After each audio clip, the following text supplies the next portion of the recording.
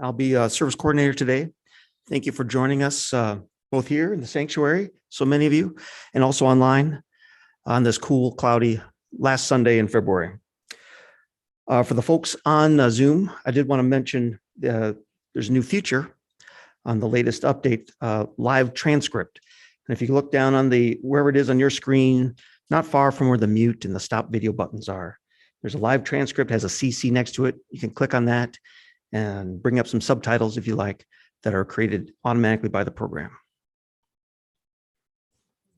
In today's service, we'll continue to widen the circle as Reverend Denise discusses the eighth principle and why that is important to us as UUs. Thank you for joining us again. Now I'd like to invite Denise and Sandy up to light the chalice. Good morning.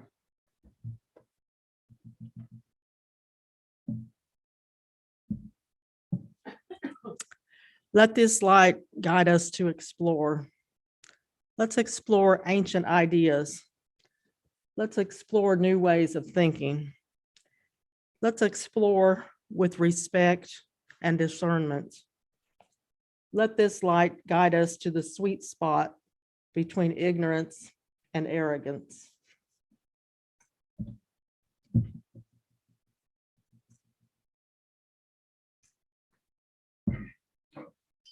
Thank you, Sandy and Denise. Our covenant is the silk that joins our congregation together in a web of interconnection. Please join me in reading if you are so moved.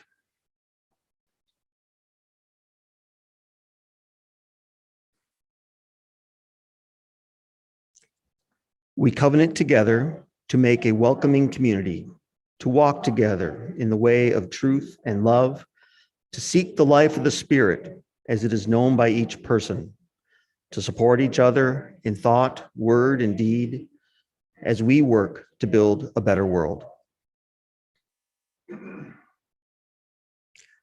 Our first hymn is For All That Is Our Life. Please feel free to stand as you are able and sing along at home or hum along with Jess Hudeman as you are so moved.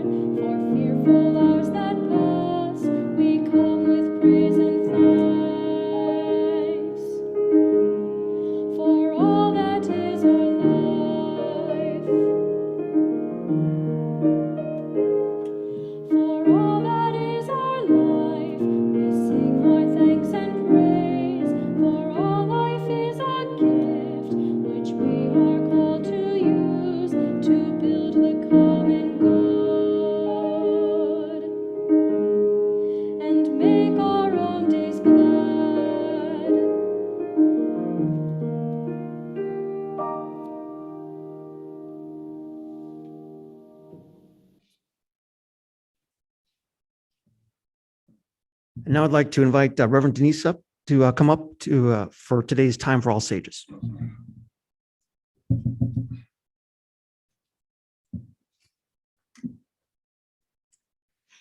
Our story this morning is entitled The Three Wise Women, and it comes to us as a gift from Megan Matheson.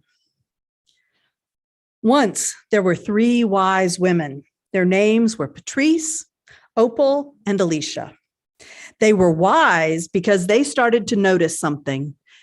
They started to notice that unfair and scary things were happening around them. They were wise because when they noticed this, they spoke out and did something about it. Alicia was upset when she heard about Black people being treated unfairly. She heard about an African-American boy who was killed, and she thought, I have a brother and he is Black. Does his life matter? This was very upsetting for Alicia, and she decided to say, Black lives matter. Patrice heard Alicia and agreed with her. Of course, Black lives matter, Alicia, Patrice said. All people's lives and all animals' lives matter.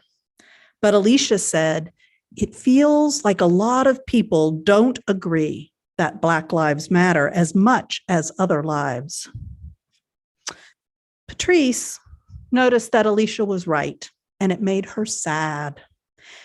Even more than that, it made her angry. She was glad that Alicia was saying Black lives matter, so Patrice decided to say it too, and to say it louder. Opal heard her friends saying Black lives matter, and she thought, they're right. More people need to hear this. Opal decided to tell lots and lots and lots of people. She told everyone she knew and asked them to tell everyone they knew. Soon, hundreds and thousands of people were saying it. Black lives matter. Alicia said some important words. Her friend Patrice helped to say those words louder, and their friend Opal made sure that together they said it to everyone. All three of them were very wise women. They noticed that something was wrong, and they decided to do something. The three wise women all did different things, and they all helped each other, so that today there are signs and bumper stickers and flags like our flag out front, and lots of people all over the world saying, Black lives matter. Will you say it too? Black lives matter. Thank you. Young folks and your teachers, we are so glad you've been here with us, but you are invited to go to your classroom now. Your loving heart, your loving ways. Thank you for the gifts you bring into the world each day. And if you ever doubt yourself, remember us who love you well. We know all the gifts you bring into the world each day. So thank you for your loving hands, your loving heart, your loving ways. Thank you for the gifts you bring into the world each day.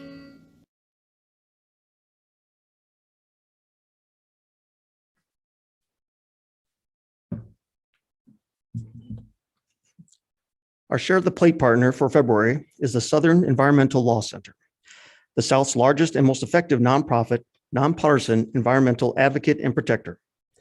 SELC's mission is to protect the basic right to clean air, clean water, and a livable climate, to preserve our region's natural treasures and rich biodiversity, and to provide a healthy environment for all. Please give generously to SELC that effectively takes on environmental, social justice issues so relevant to our mission and our UU principles. The various ways you can contribute are shown on the slide, as well as in the Zoom chat window. Thank you for your generosity.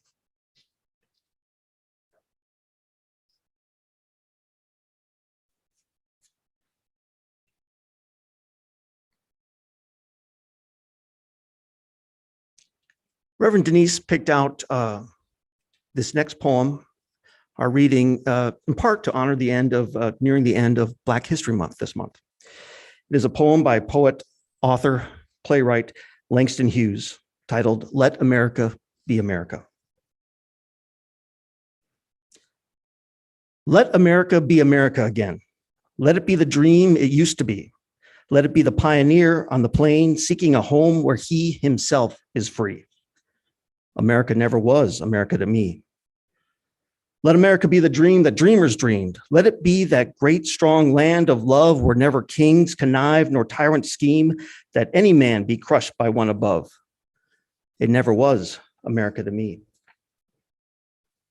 Oh, let my land be a land where liberty is crowned with no false patriotic wreath, but opportunity is real and life is free. Equality is in the air we breathe. There's never been equality for me, nor freedom in this homeland of the free.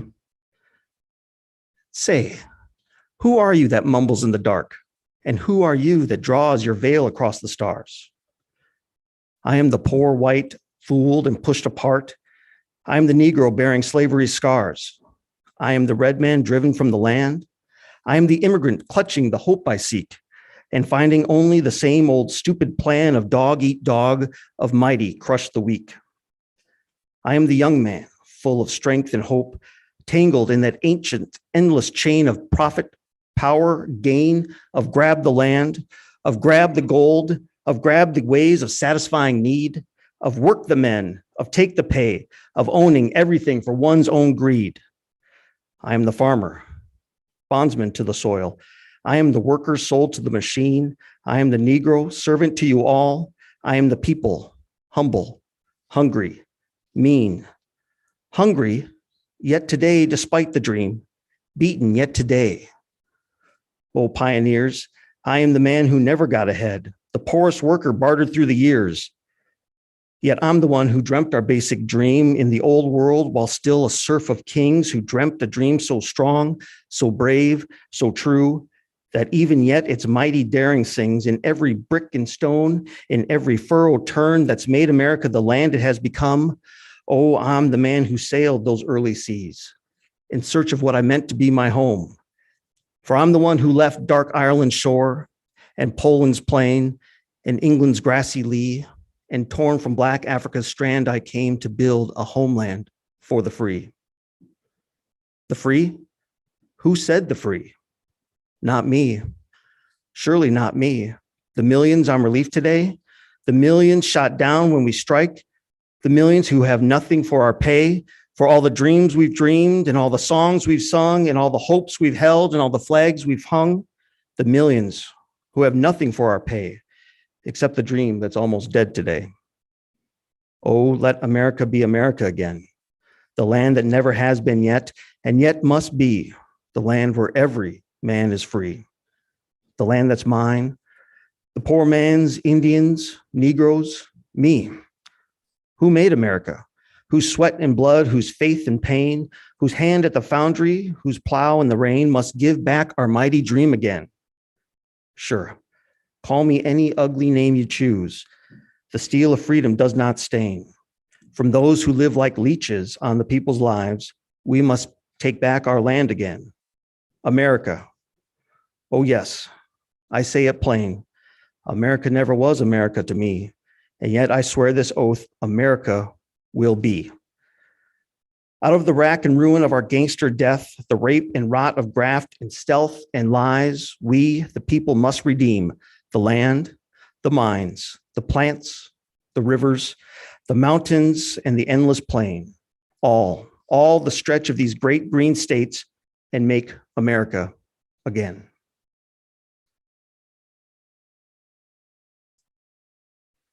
For our musical meditation today, Fran will be playing Rainforest by Michael Scott. Good morning, Fran.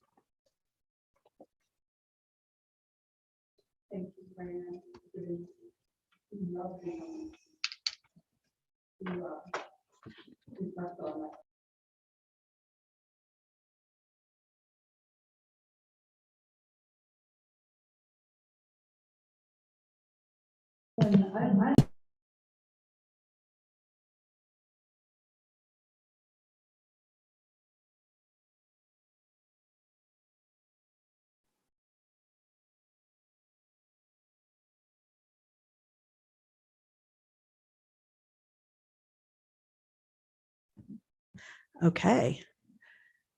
Are we good now? All right.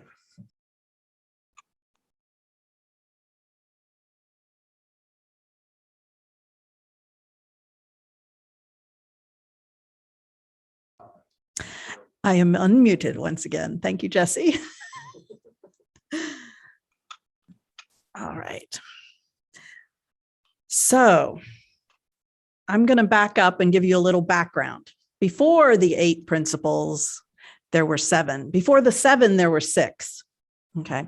So the principles are part of, believe it or not, the bylaws of the Unitarian Universalist Association. And there are floating around the room a few of these wallet cards. They actually contain the whole of Article 2 of the bylaws of the UUA. And the very first part, there's the fun little cover space. And then if you can't find one, there might be some cards and seats beside you or under your feet. It says, "We, the member congregations of the Unitarian Universalist Association." That would be us and other congregations like us, some larger, some smaller. "Covenant to affirm and promote." And then when you open the card, there's a list of 7 things right at the top. Those are the 7 principles. And they haven't always looked just like this. At first, there were 6 principles in 1961 when the American Unitarian Association and the Universalist Association consolidated. They became 2. There were 2 denominations, became 1 rather. Okay. And those 6 principles were their best initial try at articulating what holds us together as a people. They were never envisioned as being statements of belief or doctrine. They are not anything envisioned as being permanent, written and spoken for all time, formulated in these words, which will never change. And in fact, thankfully, they have changed. In the 1960s, those principles and other parts of the bylaws talked about the dignity of man, the ideals of brotherhood, and every single reference to ministers throughout the bylaws said he, which isn't actually very funny. But that has changed.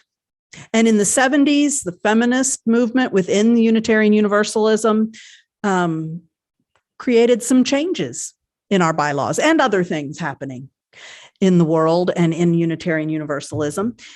One of those things was an increased engagement with ecological concerns, which led in the 80s to the addition of the 7th principle, which is respect for the interdependent web of all existence, of which we are a part, which is, for many UUs, our favorite principle. So we have 7. We have had 7 for some time. Our bylaws, interestingly, include a stipulation that if X number of years have gone by without any substantive change to that list of principles, the board of the UUA is instructed to call for a study, to create a group of people, to go and talk to Unitarian Universalists and think about the principles that we've laid out and whether we need to update them, take things out, change things, rearrange things. And we are actually in a process right now. There is an Article 2 study commission that was created not quite 2 years ago that is set to present some proposals to the board of the UUA next winter. And it is working right now. Okay.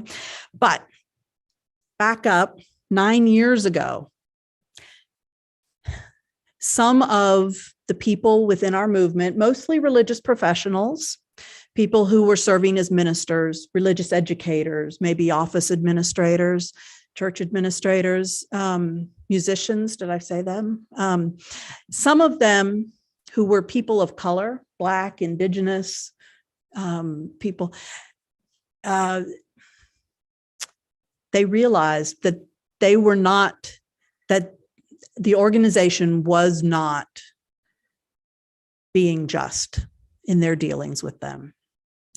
They often had similar experiences to what women also have had, of not being taken seriously as professionals or not being paid as well, or finding that the structures of our organization simply didn't provide access to people who come from slightly different backgrounds than the cultural norm.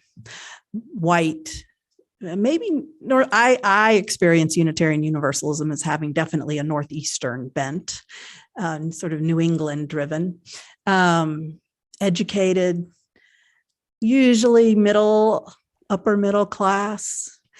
And so people coming from other places on the cultural map found they didn't feel quite welcome. At the same time that our words say, we believe in the worth and dignity of every person. And we believe fiercely in democracy and the practice of democratic process. And these professionals started going, excuse me, but we're not being included in this conversation, or excuse me, but I didn't get a fair shot at that job. Or lots of excuse me's. And this has been a theme. If you look at the histories of Unitarianism, Universalism, and Unitarian Universalism, you see over and over again a pattern of having certain ideals about our search for justice and democracy and honoring and valuing every single person. You see those ideals, those principles laid out over and over again, and not always lived into as fully as we might. So back in 2013, a group of BIPOC, that's Black, Indigenous, and people of color, so BIPOC, UU religious professionals mostly, wrote the 8th principle. And they suggested that we talk about it as an addition to the 7 principles that we already have. Now, the 7 principles that we have, just to review, because some of you know them really well and some of you maybe don't, or maybe not, have never heard of them. So the first is the inherent worth and dignity of every person. The second is justice, equity, and compassion in human relations. The third, acceptance of one another and encouragement to spiritual growth in our congregations. The fourth, a free and responsible search for truth and meaning. By the way, I am never, ever going to quiz you on this, because if you quizzed me, I would fail. I love the wallet cards. The fifth, the right of conscience and the use of the democratic process within our congregations and in society at large. The sixth, the goal of world community with peace, liberty, and justice for all. And that 7th one, again, is respect for the interdependent web of existence.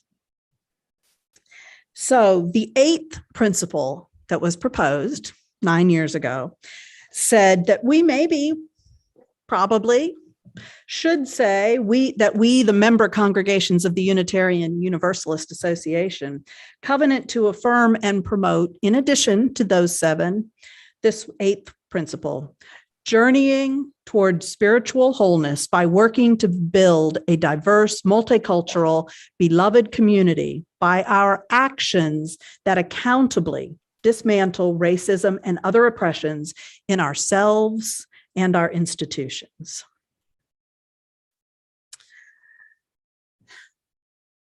So that's a mouthful. And basically, it was pointed out to me recently, and I didn't ask permission to give the person's name, so I'm not going to do that here, but it kind of boils down to we promise to love each other. Okay. I can do the whole thing. This is our board president's simple language. This is Nathaniel's simple language version of the 8th principle. We will work to make the world a place where everyone feels loved. We promise to help get rid of racism and the other ways people are made to feel unloved, which I think is lovely. So there's some really interesting things going on right now in Unitarian Universalism. This 8th principle was endorsed almost immediately by the Black Lives of UU, which was a group of BIPOC people within Unitarian Universalism who really found Black Lives Matter movement really strong and empowering and inspirational, and said, and Black lives in Unitarian Universalism matter too. And lots of people of color and others of the rest of us have supported Blue over the last several years. And they endorse that 8th principle. And then congregations individually, because we have our ecclesiastical polity is congregational. That's the fancy big words way of saying that in our movement, every congregation is its own whole entity. Every congregation holds the authority to make decisions for itself about how it runs its business, how it employs its leaders, how it creates a budget for and everything. We participate democratically in the UU Association of Congregations, but they don't tell us what to do. So congregations individually have been discussing this 8th principle and deciding, many of them, to adopt it as their 8th principle. Now, if we decide that we would like to discuss this, and I will give you a heads up that your board decided that we would like to discuss this. So I hope the rest of you will feel invited into that conversation. We can discuss it. We can say we agree or we don't, and we might vote to adopt this as one of our principles here, this local community. And we will be joining. There used to be a list online of all the UU congregations that have adopted the 8th principle. I can't find it right now. I don't know where it went, but there are at least 100. The number of congregations who have adopted this is over 100. And at the same time, in the last 2 years, as I mentioned, the UUA has commissioned a Article 2 study commission to consider whether updates to our principles and sources and purposes, which is what's the rest of the print on your wallet card. And they've been working on this. They do, by the way, really want input from you. So if you would like to study up on that, you can read about the Article 2 Commission, and they have an individual survey form online that they would love for you to fill out after reading some and thinking about the issues. It will be open through the end of April this year. So now's a good time to think about this if you'd like to. And some interesting things are happening along the way. I really like Nathaniel's simple language for the 8th principle, partly because one of the things that happened with the study commission was that their charge from the board specifically, it was long. I'm not going to read it all to you, but there was one sentence that's bolded when you look at it on the website. And it says, this is coming from the moderators of the General Assembly of the Unitarian Universalist Association, which is the body that votes on the bylaws, approves budgets, and does the business of our association. So the commission was charged this way. We therefore charge this commission to root its work in love as a principal guide in its work, attending particularly to the ways that we and our root traditions, that would be Unitarianism and Universalism especially, have understood and articulated love and how we have acted out of love. And it was interesting to me to find that after, I think about 6 months or so, the commission actually released an interim report that said, we actually think that love is our theological grounding as Unitarian Universalists. I think that was something that probably couldn't be said in the 60s and the 70s and the 80s even, because Unitarian Universalists were differentiating themselves from the Judaic and Christian traditions out of which we had come that were more heavily classically theological and in creedal sorts of ways that we and our people have often found to be damaging in the ways they are applied in religious life. And then it seems like sometime in the 90s or the 2000s, Unitarian Universalists started feeling like maybe we could do theology. Maybe we could think about things of ultimate value. We don't have to label it God. And so we've kind of, and I'm a relatively new Unitarian Universalist, 20 years, if you want to call that new. But I have seen this movement toward being able to claim that there is a core value, that love is the thing that pulls us all together. Love is the thing that lies behind our 7 principles, is what the commission is kind of moving toward. I think it's very interesting that people outside our movement recognized this, I think, almost before we did. It was when it was then called Stand with Love campaign. We now call it the Side with Love campaign. When that started, and the yellow t-shirts with the hearts on them, and you use showing up to do public witness of all sorts, all types, all over the country, started to be recognizable.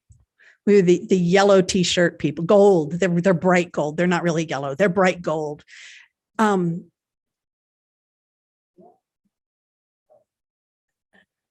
Oh, Karen's got one on. I'm like, why is everybody pointing? Karen has one of those shirts on. Thank you, Karen. Lovely, lovely. But people said, oh, there's the love people. That we didn't call ourselves the love people first. Other people doing social justice in the public said, oh, there's the love people. And it was an amazing thing. And I'm a little proud of us, I think. So we are perhaps moving to recognizing love as a guiding value, a deep, deep value. And what else is happening?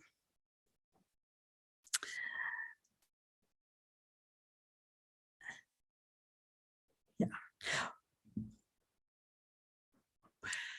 So we are headed. Oh, you know what? I should notice too, just in case you're wondering, the Article 2 Commission is not working specifically on the 8th principle, but they have released statements and updates to the effect that they find the conversations around the 8th principle very important within our movement. And one of the authors of that 8th principle is a member of the commission. And they are working it into their work. And we don't know what shape that will take. And we might decide to adopt the 8th principle just in time for the UUA to rewrite our set of principles entirely. And the 8th principle may or may not ever get directly into the UUA's bylaws. And that's not why we are talking about it, not why we would consider voting on it.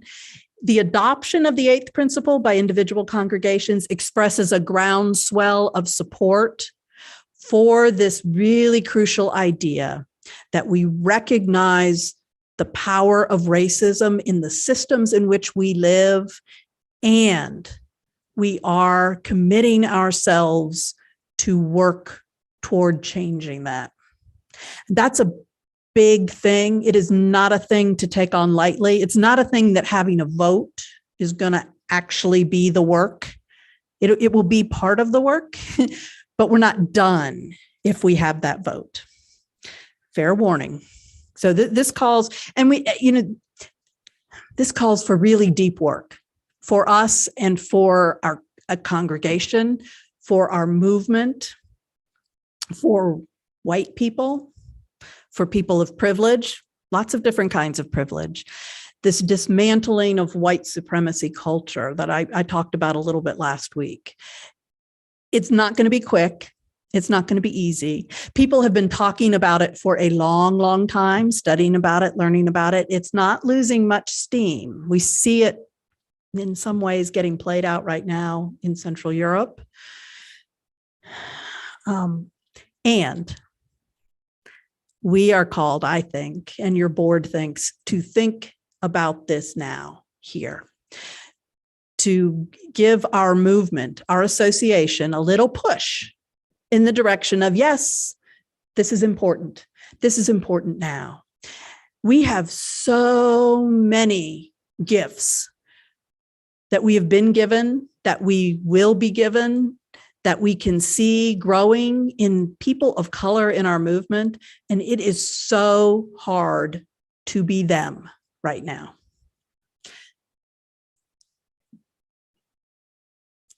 And they have wonderful support networks among themselves, the educators, the musicians, the ministers of color, and they need every ounce of that support that they can get, because we are a very white organization. We just are. Historically, we are. And that's not meant to be shaming. That's not, it is who we are. And we could be more. We could have more joy. We could have more goodness, more good stuff to digest, to work with, to do in the world, if we could find ways to open up our structures and our congregational life to include more different kinds of people.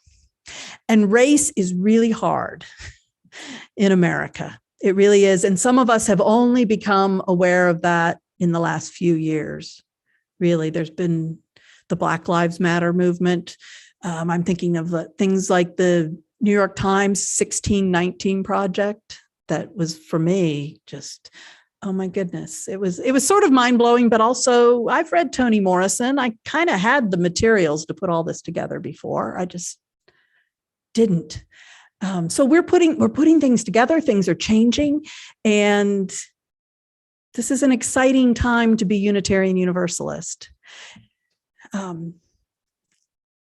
And I think this is also a moment where we need to realize that this is our deep work to do. I think, Langston Hughes, he wrote in the middle of the 20th century, that poem and many others. He called himself a social poet. I stumbled upon an essay by him last night. He called him a social poet. I love that. He's talking about all the trouble he got into for being a social poet, i.e. a poet who writes about matters that affect him deeply, but also speak to other people. We as UUs can read his poetry and go, oh, isn't that amazing?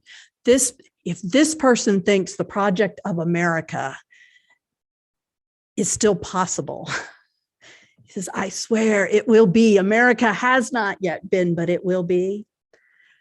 Then, oh, that's amazing. And we've been, Unitarian Universalism is mostly an American or continental North American movement. Not entirely anymore, but that's another day. And we like to be part of that American and a lot of that American project. And a lot of our energy as a people has been facing outwards to the rest of the American, the United States, and working on issues. And we have an office for social justice and witness in Washington, D.C. And ministers and lay people and the president of the UUA often show up at various social action things. And I think part of what the eighth principle is us doing what Rumi, way back, I think 13th century, I might be off there, Persian poet. He said, "Yesterday I was clever, so I wanted to change the world. Today I am wise, so I am changing myself." And I think that's part of what's happening with Unitarian Universalism right now. We're finally maybe getting a little wiser. And I think individually we're called to get wiser too. That was why I didn't do today's sermon until after I did last week's sermon, which was really about resources for going deeper within ourselves, because this is an inside job, both in terms of our organization and in terms of ourselves. And it's a little bit scary. And here's where I think it's scary. There's that word in the eighth principle, accountability. And I don't know about you, but like when I hear accountability, I think about people saying, "Oh, yes, I have an exercise buddy or somebody I told about my exercise goals so they can hold my feet to the fire." And I don't know, personally, I hate that. I am so not motivated to do anything for that reason. And we often use the language of accountability and responsibility in contexts where there is judgment, punishment, shame, things we are scared of, disapproval, even social disapproval.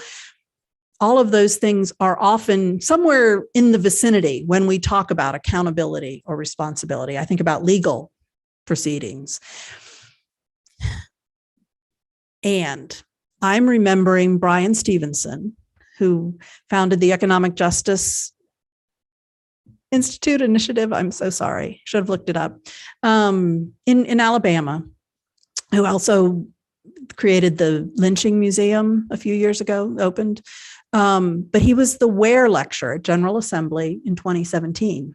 Unfortunately, you can't watch that because he talked with us about some of the law cases he's involved with. And so that speech, that lecture could not be put online. But it was a beautiful, wonderful speech. And I'll find my notes someday and share more of it with you. But I remember he said if we're going to be serious about creating justice in our country, we need to do 4 things.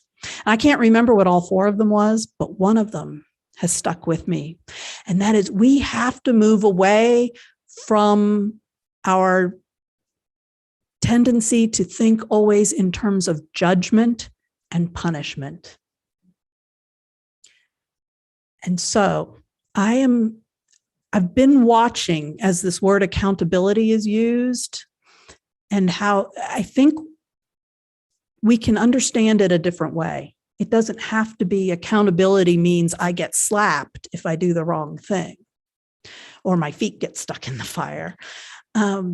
It can mean something like what responsibility can mean. Responsibility means I respond to you.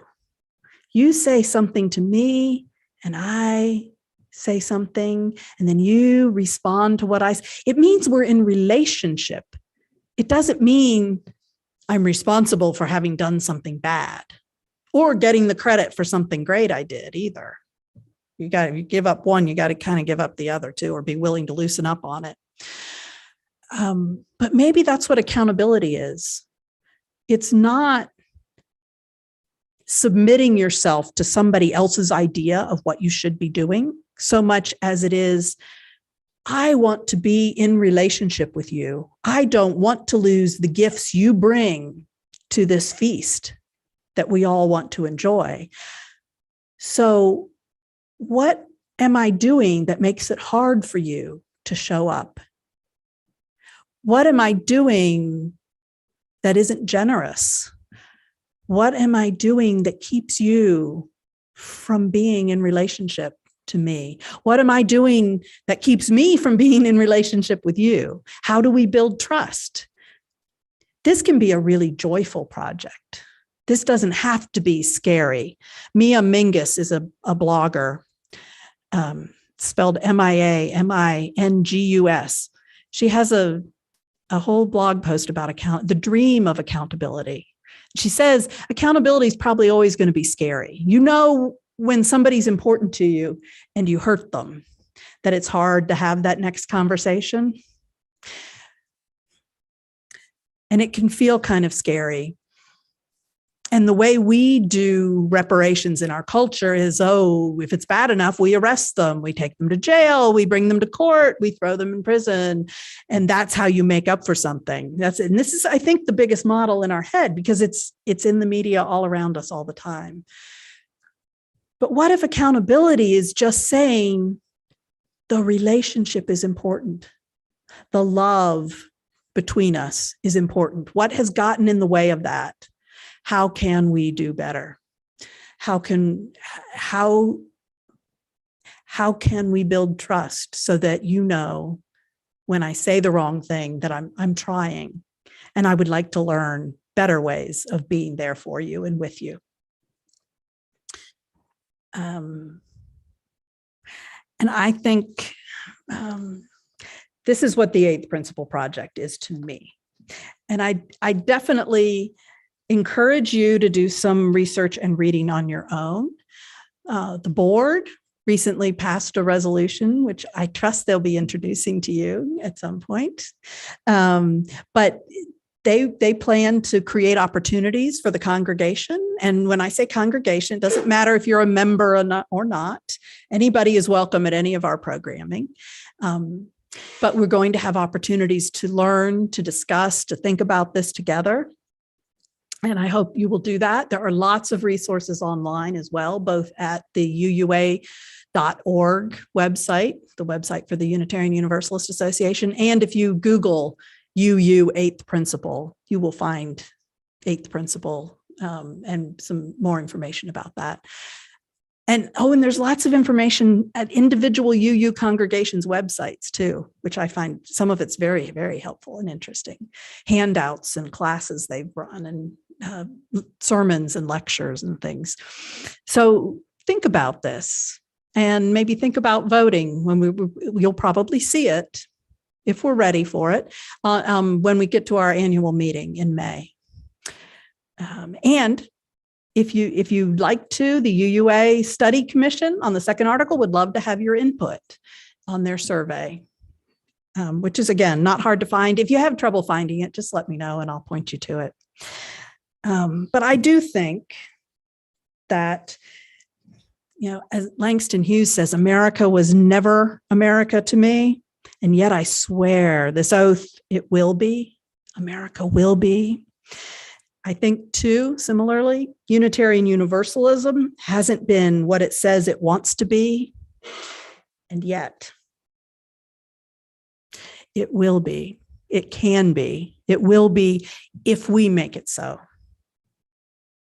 So may we be willing to undertake the conversations, to do the deep internal work, to learn to be accountable in ways that are life-giving and joyful so that we can sustain the work. This will be long work. It's not going to happen really quickly, but it is work worth doing. We don't want to lose all the gifts that all the beings have to bring to us.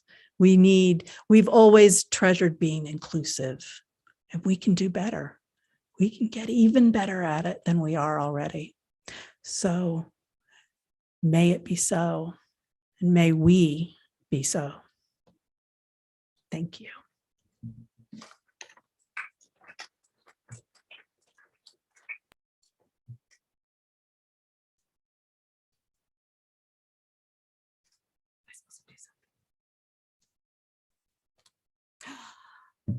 I'm supposed to say, our next hymn is Come Walk in Rain with Me.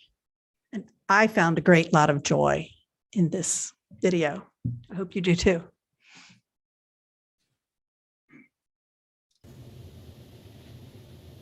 Hey everybody, come sing a song with me. Here's our note. La. Come sing a song with me. Come sing a song with me. Come sing a song with me, that I might know you're mine. And I'll bring you home when hope is hard to find. And I'll bring a song of love and a rose in the winter time. Come dream a dream with me. Come dream a dream with me. Come dream a dream with me, that I might know you're mine. And I'll bring you home when hope is hard to find. And I'll sing a song of love and a rose in the winter time. Come walk in rain with me. Come walk in rain with me. Come walk in rain with me, that I might know you're mine. And I'll bring you home when hope is hard to find. And I'll bring a song of love and a rose in the winter time. Come share a rose with me. Come share a rose with me. Come share a rose with me, that I might know you're mine. And I'll bring you home when hope is hard to find. And I'll bring a song of love and a rose in the winter time. A rose in the winter time. Thank you.